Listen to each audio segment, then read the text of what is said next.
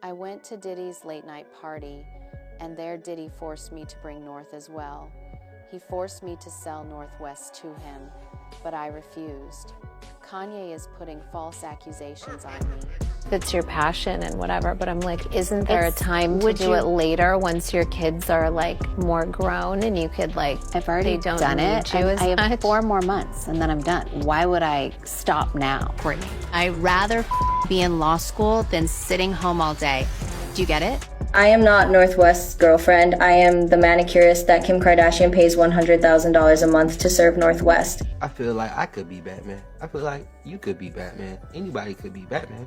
You just gotta get the gadgets. I'm close to God, and I was like, we had this house there, and there was like these devil statues, and I was like, I'm not allowing my daughter to be used by TikTok, to be used by Disney. Kim's whole reality is starting to feel shaky. The wild part is that this time it isn't the internet exposing her, it's her own kids. North is practically impossible for her to manage and has openly said she wants to live with Kanye. Chicago, meanwhile, always looks uninterested and quietly gloomy whenever Kim puts a camera in her face, like she's being pushed into this reality show storyline she never asked for. He gave this book to his best friend to give him some motivation from Jesus. Chicago's obviously so little and she doesn't really understand what this means. And what about the boys? Saint and Sam show up so rarely that you'd think they were background extras. All the focus goes to the girls to help push the businesses, while the sons are barely acknowledged. It's the same pattern Chris had with Rob. Kim always insists she's a boy mom at heart, but even then, the situation says otherwise. Love my girls, but a girl's like steals your clothes, has an attitude, you know, there's nothing like being a boy mom. Like seriously, it's the best. And all of this is happening while Kim's relevance is fading. The Kardashians aren't as adored as they once were. Her kids aren't even buying into the image she's trying to keep alive because the internet energy has shifted. Kim Kardashian's latest post is a perfect example of how we're witnessing the death of celebrity culture. And it's so fascinating how very few people truly understand the phase of social media that we're now in, because I've seen large brands and companies. All right, let's get into it. Kim Kardashian is doing everything she can to stay relevant. Sources claim she has basically lost control of her children and that they are emotionally distant from her. In case you missed it, Kim failed her bar exam again after 6 years of trying. She posted a crying video when she saw her results. Still, she said she won't give up on her dream of becoming a lawyer. This dream means too much to walk away from, she wrote. She said she would keep studying, pushing, and advocating for herself. But honestly, no one is feeling sorry for Kim. Check the comment section. People roasted her for setting up a camera just to film herself crying. Some said she needs a reality check if she thinks she can buy her way into a legal career. Maybe she should have gone to an actual law school instead of prioritizing her social life. One person even commented she didn't study like real law students. Her notes look weak. If she actually studied, she'd have piles of papers everywhere. Meanwhile, her family isn't exactly comforting either. Kourtney even called her out. She said Kim should probably go to law school when her kids are older. But Kim got mad and snapped back that Kourtney doesn't understand what it feels like to be passionate about something. I'm just more curious. I'm not like shaming or anything, but I'm like, I wonder why she feels the need to go to law school and like do this. It's fine if it's your passion and whatever, but I'm like, isn't there a time to do it later once your kids are like more grown and you could like, I've already done it. I have 4 more months and then I'm done. Why would I stop now? Kourtney, I'd rather be in law school than sitting home all day. Do you get it? I'm also in a different world. So I would say I've really been managing my time so that I'm away from my kids as little as possible. Now some fans are mad at Kourtney, saying she's jealous and unfairly tearing Kim down. But others argue that Kourtney sees the bigger picture, so she isn't wrong. The Kardashians are basically the symbol of patriarchy plus capitalism. Flawless hair, flawless bodies, non-stop hustling, never quitting, always improving. Kim can't stop juggling TV shows, Skims, and the bar exam. Kourtney's whole point is that instead of chasing attention, it would be healthier to focus on your kids while they are still small. Why put yourself through so much stress when you're already a billionaire? For what? Even more money? Kim seems to be choosing chaos to keep herself in the spotlight. She could have taken the bar exam later and spent more time with her family, but she's pushing herself to the edge instead. Maybe the tension comes from what Kourtney saw growing up, Kris working non-stop and sometimes neglecting them. Kourtney, the oldest, watched it all happen. Now she sees Kim's kids going through the same cycle. One person said, Kim will never admit it, but she'd rather work herself to death than raise the children of a deadbeat and deal with another failed marriage. She's addicted to work. They said she wasn't built for motherhood and always relied on others. She keeps herself ridiculously busy, so she doesn't have to sit alone with her own emotions. And honestly, it's strange she kept having kids even after knowing Kanye's issues post-North. Now she constantly complains she's overwhelmed and exhausted, as if she's a struggling single mother working 3 jobs. Any mom of a teenager or a preteen, unless you've been here, please, we just need a little bit of grace. Like, it's really hard. All the kids are like wearing the same things, but then my daughter tries to wear it, and then I'm like, okay, we're never wearing that again. Unfortunately, we made that mistake in front of the whole world. As a mom, you're kind of like learning at the same time, but what I do know is my baby's such a good girl. She does listen to me, but in other areas, I'm like, babe, if you want blue hair, like, it is what it is, you know, it makes her so happy. I would never take that creative away from her. Yeah, I just think anyone that's raising kids, especially 4 kids by myself, I'm doing the best that I can. On single moms trying to figure it all out with a preteen, it's a lot. If you know, you know. Even with all of Kanye's problems, it seems the kids still prefer spending time with him over Kim.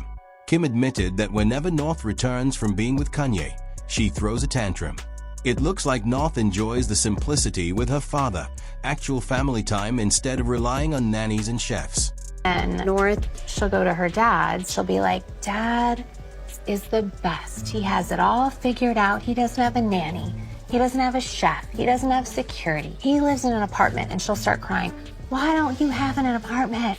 I can't believe we don't have an apartment. They do that at Scott's too. Like, Dad has the best house. Your house sucks.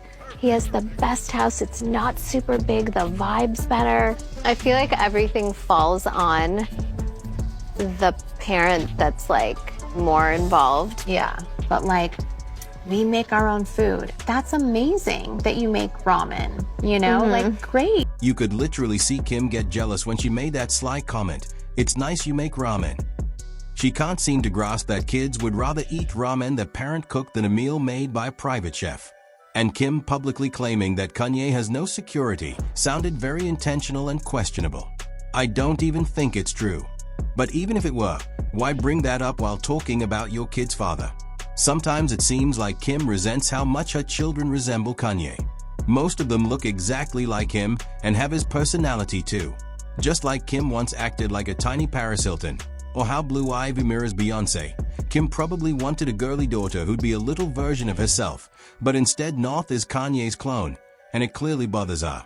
Hey everybody, I just got off the phone with Kim. I told her to stop antagonizing me with this TikTok thing. I said it's never again.